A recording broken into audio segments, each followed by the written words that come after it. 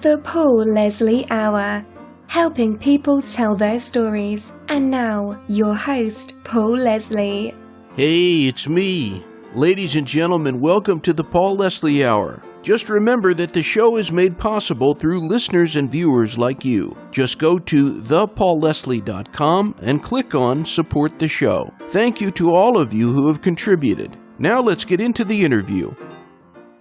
Hello? Hey, it's me. Hey, Paul, it's Paula. They wrote a song about us. They did. How are you today? I'm doing well. How are you doing? I'm doing all right. I'm doing okay. It's a mellow day today. And you are in the great state of Texas? I am. I'm in Austin. Oh, nice. Nice. Yeah.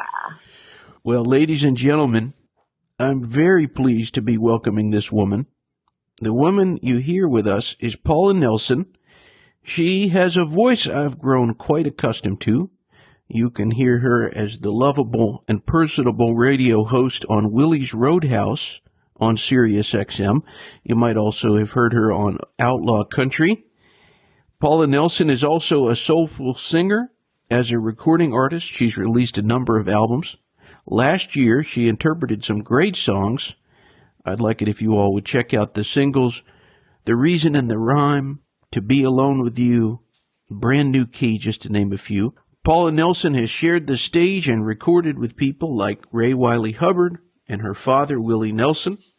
So it's a great pleasure to be welcoming Paula Nelson, the real deal singer, songwriter, disc jockey. I'm pleased to talk to you. Hi, Paul. Thanks so much for having me. I'm honored. I'm honored.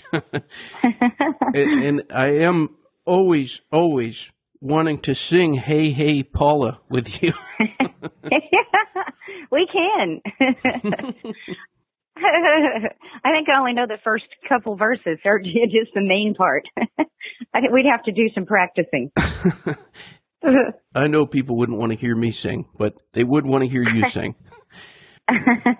Well, as I was saying, I almost feel like I do know you because you come through on the radio so real. When you're on the radio, is there something you like to convey? Is there a goal in mind? I think mainly it's just that what you hear is really who I am.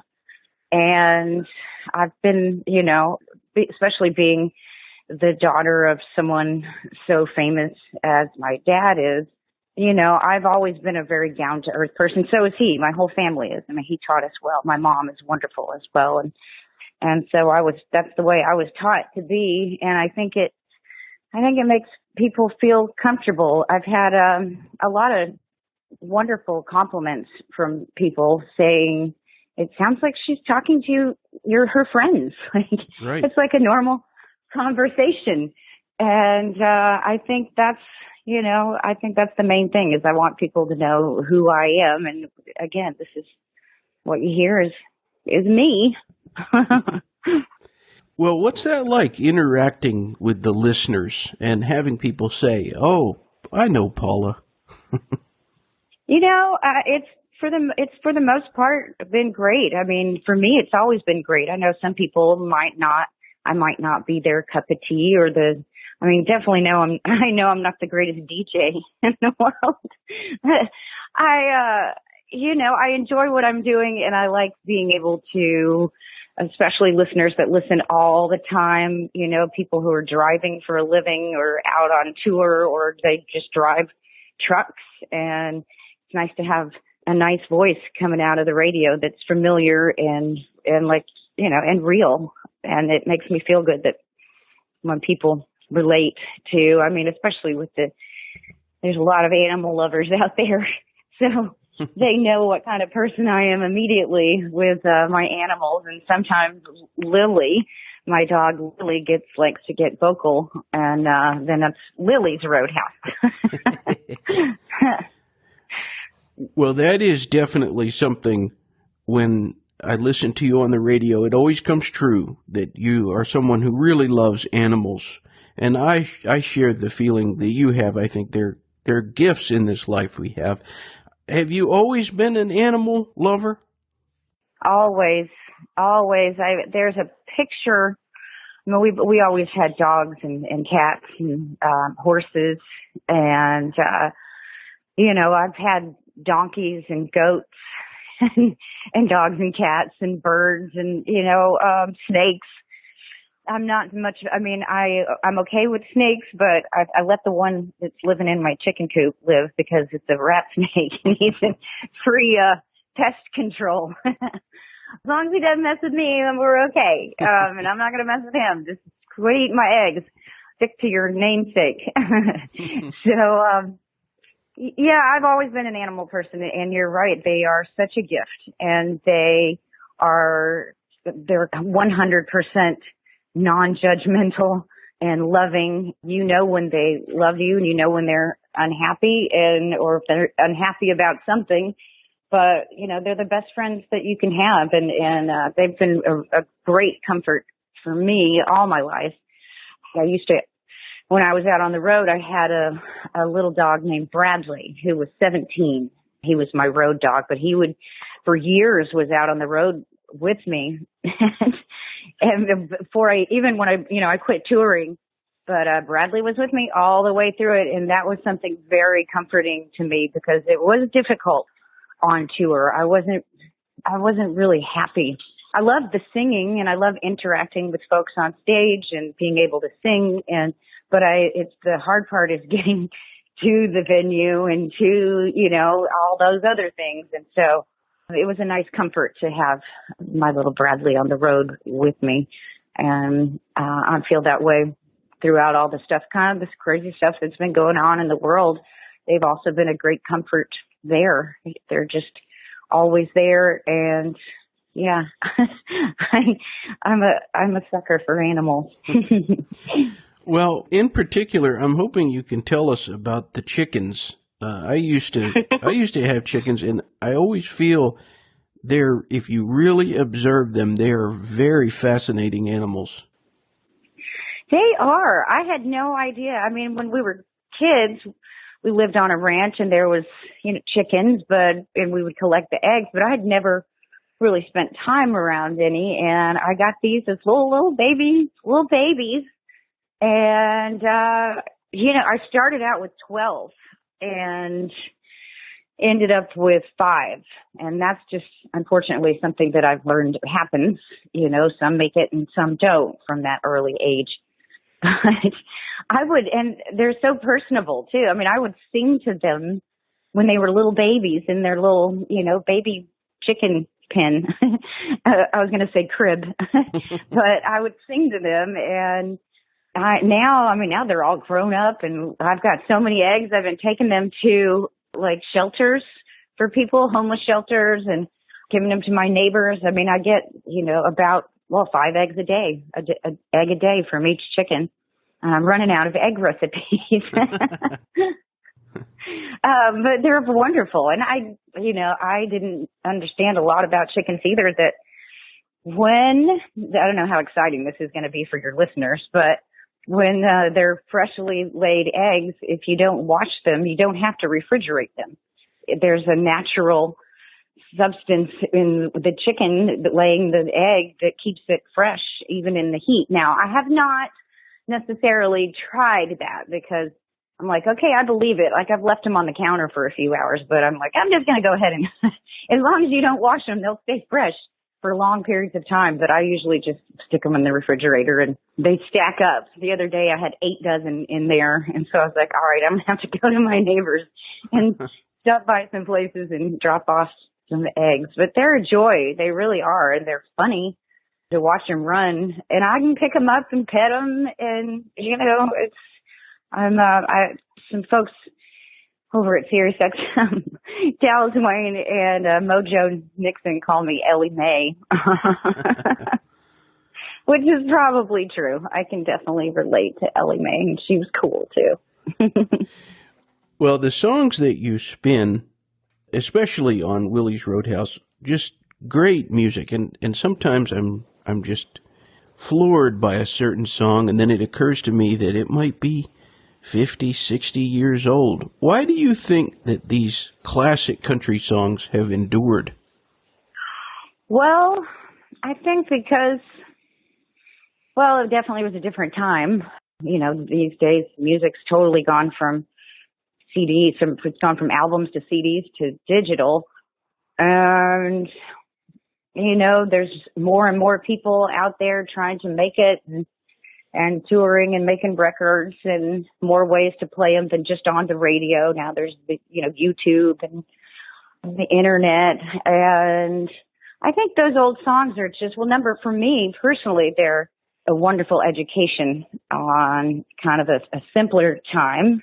But I didn't know, this has been a great education for me because I didn't realize how many great songs, or like how many songs Farron Young had, or how many songs Marty Robbins had, there's just so much great music out there. And if it weren't for stations like Willie's Roadhouse and the Outlaw Country as well play some of those great old songs, I don't know if people would ever hear them. And I was, I was born in '69, so a lot of those artists like Lefty Frizzell and those, gosh, there's so many I'm thinking of that are in our set list, on our programs that I did not know because I was too young. But, growing up with Roger Miller and Waylon and Chris Christopherson and Merle Haggard and Jesse Coulter, Rita Coolidge, all of these wonderful entertainers and being able to grow up with them and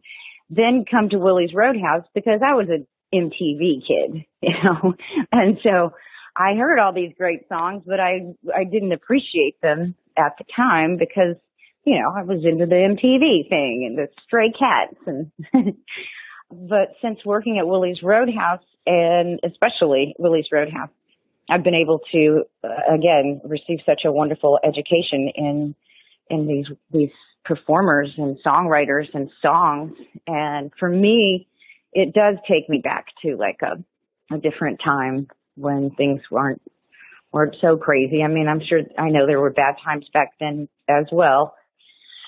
But I just think they're simple and heartfelt and real.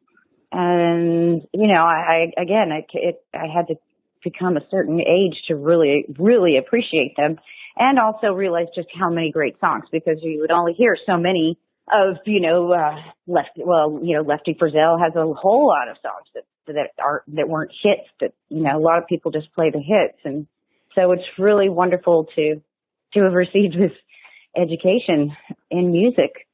And I feel honored and also like, wow, this is another gift, because I listen all the time, and George Morgan and all these great singers and songs that just make me feel happy, even if things aren't very happy in the surroundings.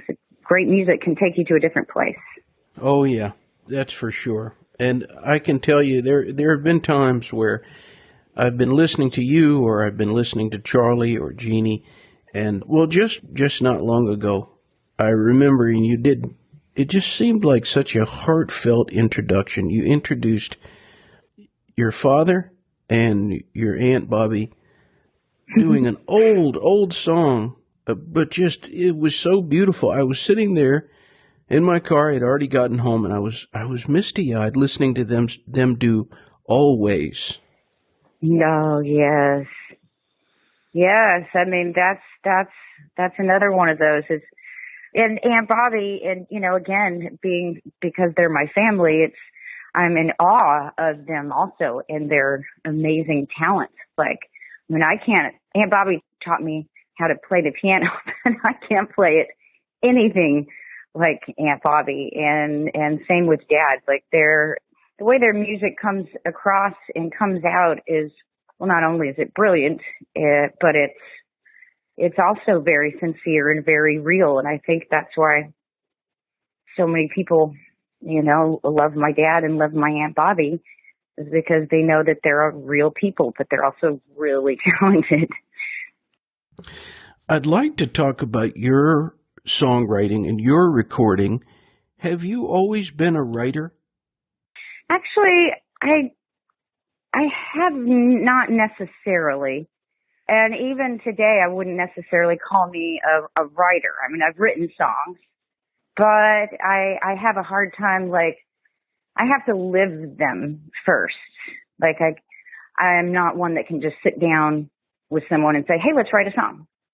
They're so personal for me. So they're more like journals than they are, you know, ooh, this would be a great song. I don't really think like lyrics and go, ooh, those would be really cool. Let's, you know, and I always would start with the music when I would write. I would write a melody first, and then the words would come in the melody line. And usually whatever I was going through at the time is what would come out. And if you listen to my songs, they're either things are going really good in this relationship or they're not. There's kind of no in between. Happy songs and then breakup songs. So you can, you know, they're definitely very personal. And I think that's why I have not been someone who really wants to sit down and write with others. Not that I don't think, you know, not to be, I just don't know how good at it I would be because I'd have to live the situation. And so, you know, I enjoy songwriting. Again, it's more of a personal therapy thing for me when it does come out. But I really enjoy singing, especially songs that I feel I connect with. And thank you for the nice things you said, by the way, about the songs that I recently put out. It'd been a long time since I'd put out any music, like about 10-ish years. And so these songs were just so much fun to sing.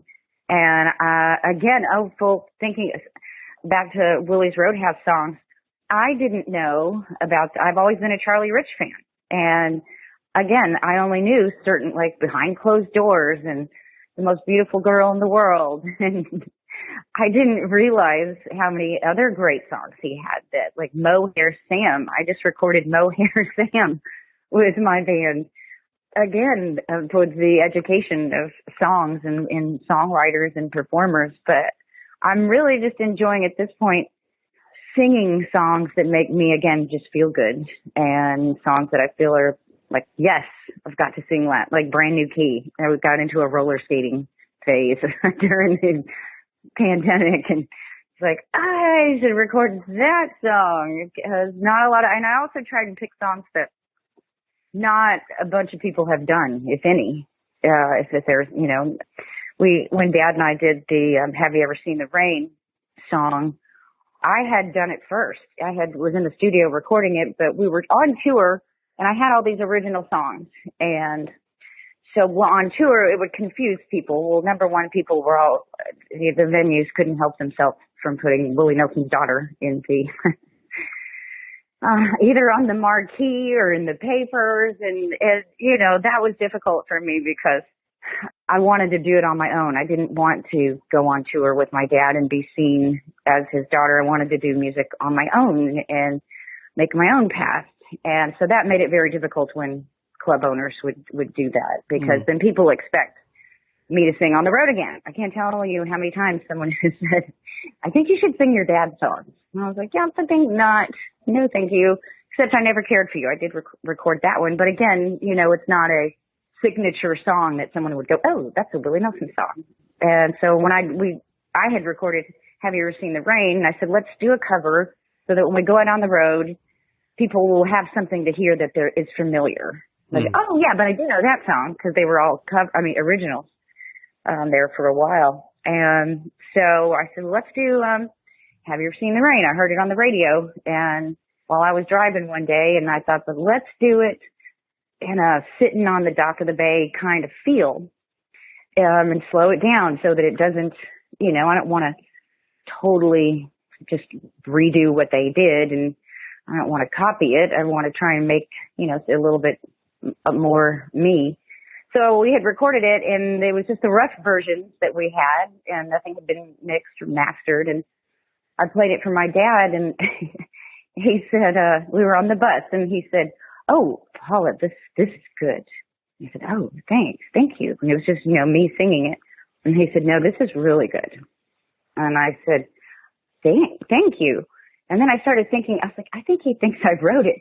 So I said, I wish I had written it. And he said, you didn't? No, that'd be Dan. Dan, yeah. That'd be good old Dan. Fogerty. I almost said Fogelberg because Dad would always switch him up. He was like, yeah, this is a great Dan Fogelberg song. And I was like, no, it's the Fogerty. But then he asked if he could sing on it. And I said, well, yes, of course. So I had recorded it with my band, and then my dad sang it.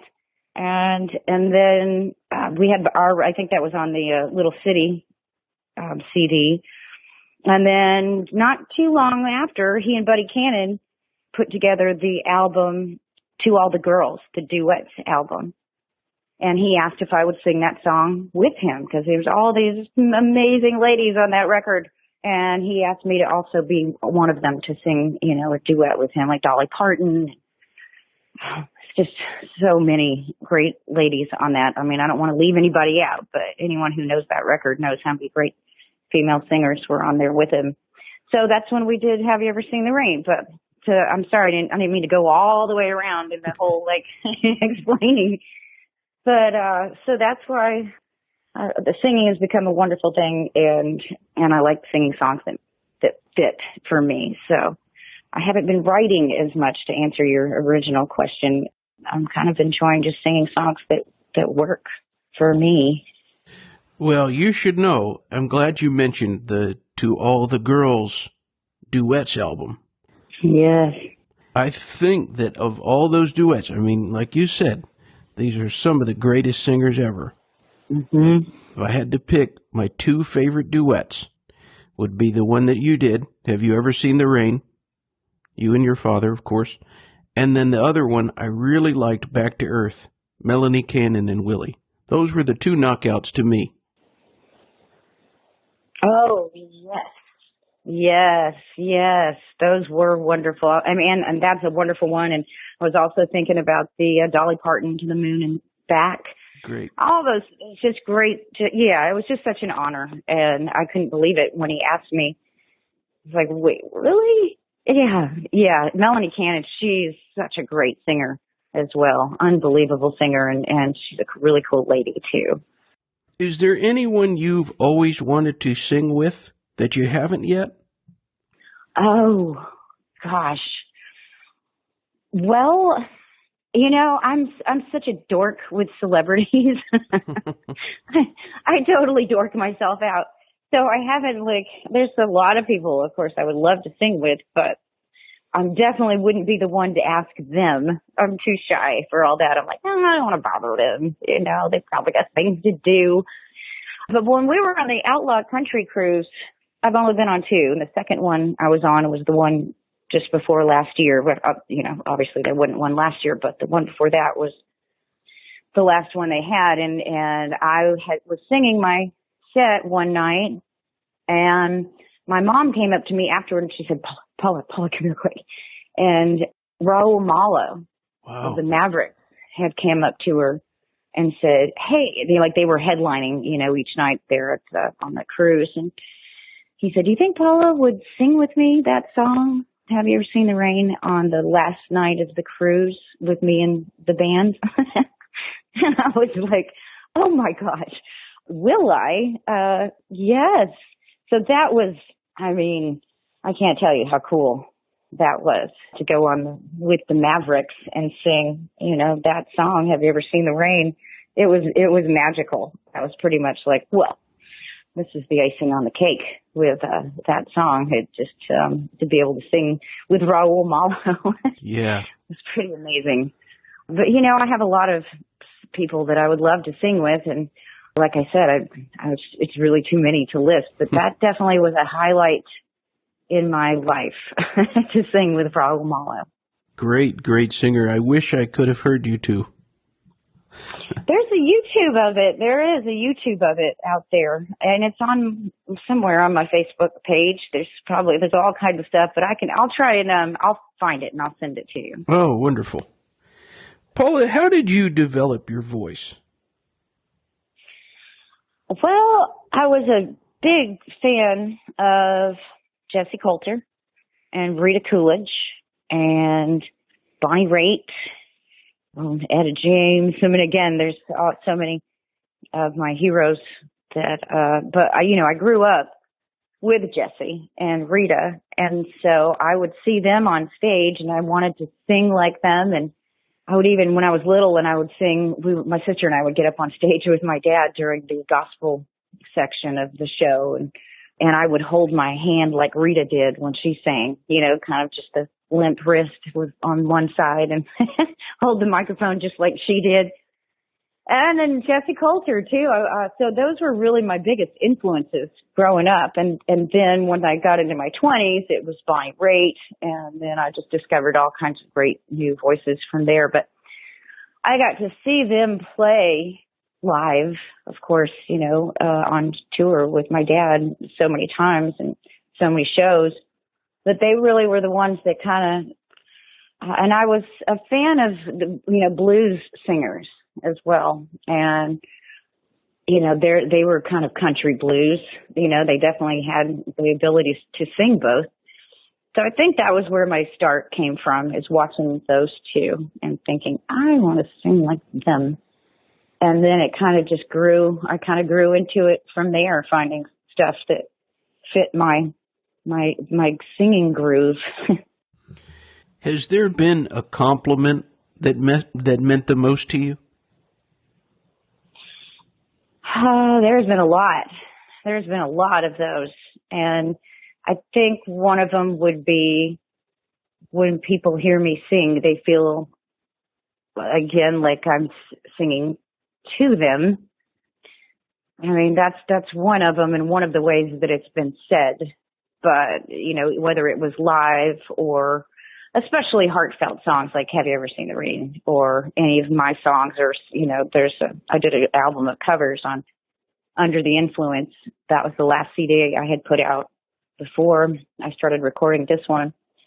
And, people have just, it makes people feel good. And again, I might not be everybody's cup of tea, but the people who have come up and expressed wonderful compliments like that's always made me feel, again, because I close my eyes when I sing, and I'm not necessarily a performer, so to say. Like, I'm not up there dancing and shaking my groove thing. I'm up there being just me, and I lose myself in the music. And I think that people have said that comes through, especially those. And now when it's the rockin' songs, then I'm like, all right, let's rock out. But when they're heartfelt, or songs that I've written, or songs that are heartfelt songs like that, I think the biggest compliment is that people feel like they, it's straight to them, or that it hits really close, for them. And that's a wonderful thing. Again, music taking you to another place.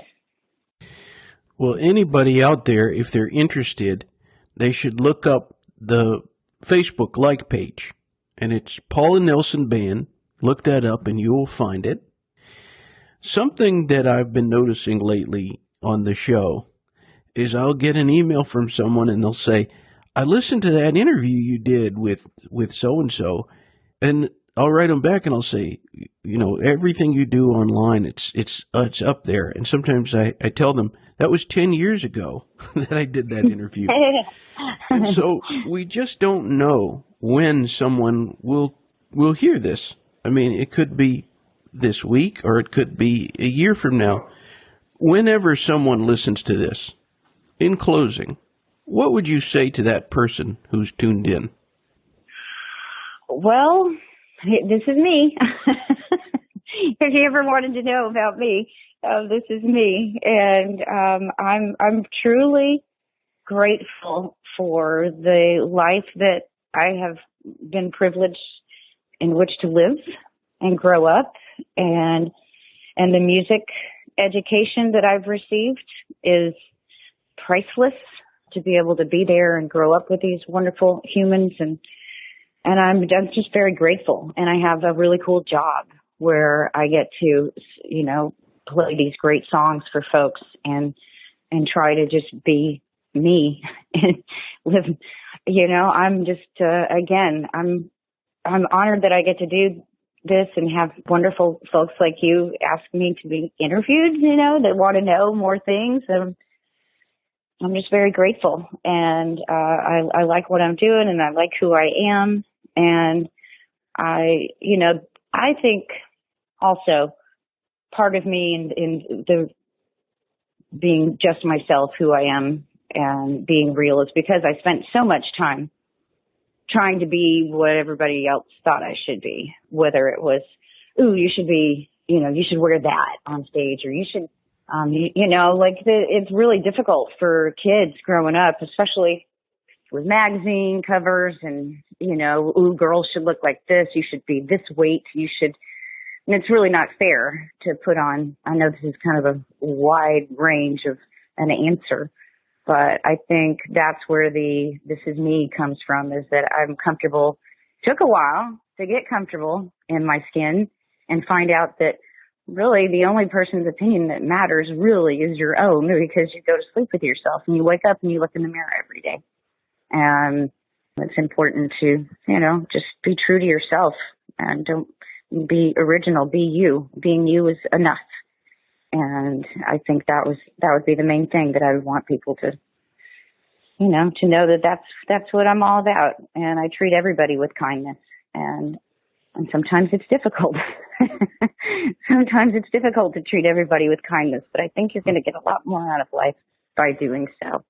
And I also, of course, treat all animals with kindness. And I'm rewarded for it every day. And then on top of it, you add the icing on the cake, and I get to play this great music and continue my music education every day by saying, I never heard this song before. And that's what I try and do, is get out to the listeners, is play stuff they've never heard before. That's another great compliment, is I hear some songs that I've never heard before on your show. And that makes me feel happy because I hadn't heard them either. And so I get to kind of deliver this cool package, and it's all me. Well, I can tell you I'm speaking for a lot of people who listen to you. We enjoy spending time with you. And for me personally, it's great to have this one-on-one talk with you. I feel like I know you even better now. And thank you for all that you've done on the radio, keeping us entertained and with a familiar voice coming through the speakers. Well, thank all of y'all for listening. I read some folks' comments, and it just makes me feel really, really good. This is what I've always wanted to accomplish, is to make people happy without trying to be something different in order to do so. And I get to play great music again, and I appreciate y'all listening. And I appreciate you, Paul. Thank you so much for asking me to do this. My pleasure. I'm just honored. My pleasure. Oh, and thanks to Charlie Monk for putting us together. Yay, Charlie! Yes, that was so cool. So cool. I love him too. We got a good crew there here on Sirius XM and on both channels. It's a wild bunch, and I love them all. All right. Until next time. Ba ba ba da beep ba boop da boop da beep ba da leap ba knock da bees. I walk on teach a girl get it. No, it's a got one is in and got a kiss. I got oh, is it? I'm swagging. I believe it's a good, but don't take a walk again. Goodbye.